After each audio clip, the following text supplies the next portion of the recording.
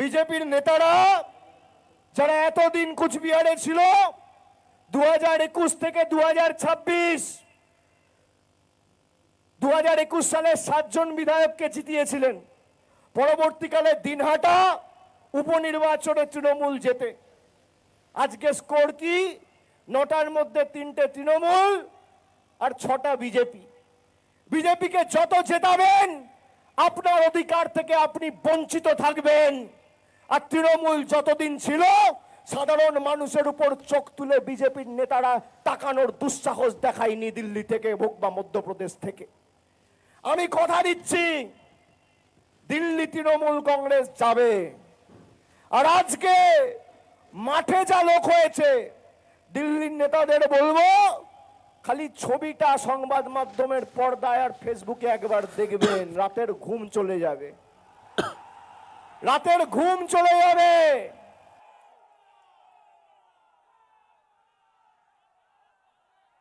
এই 1/3 মানুষ যদি দিল্লি যায় না, মাঠে যা লোক রয়েছে আর রাস্তায় যা লোক রয়েছে তার 1/3 লোক যদি দিল্লিতে যায় বিজেপির নেতারা বানের জলে ভেসে যাবে, পাওয়া যাবে না দেখতে। বাঙালির সাথে লড়বেন, বঙ্গবাসীর সাথে লড়বেন। যারা আমাদের কালচার জানে না, সংস্কৃতি জানে না, আমাদের ঐতিহ্য জানে না, ইতিহাস জানে না, আমাদেরকে আপনাদের কাছ থেকে হিন্দু ধর্ম শিখতে হবে।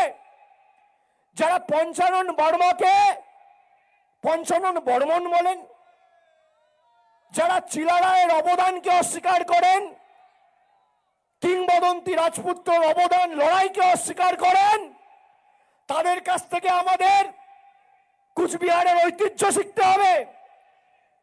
যারা আজ থেকে 1 সপ্তাহ আগে মিটিং করে শুক্তাবাড়ির লোকেদের বাংলাদেশি বলেছে, যারা আমাদের ভাষা, আমাদের ঐতিহ্য, আমাদের সংস্কৃতিকে অস্বীকার করেছে, আমরা বাংলায় কথা বলে যদি বাংলাদেশি হই, নিশীথ প্রামাণিক, শুভেন্দু অধিকারী, দিলীপ ঘোষ, সুকান্ত মজুমদার কি ভাষায় কথা বলো, কি ভাষায় কথা বলো?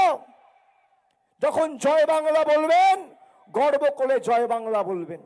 এটা আমাদের ঐতিহ্য, আমাদের পরিচয়। এই বাংলার মাটিতে দেশের রাষ্ট্রপতি এসে জয় বাংলা বলে গেছে, অমিত শাহ তো কোন ছাড়।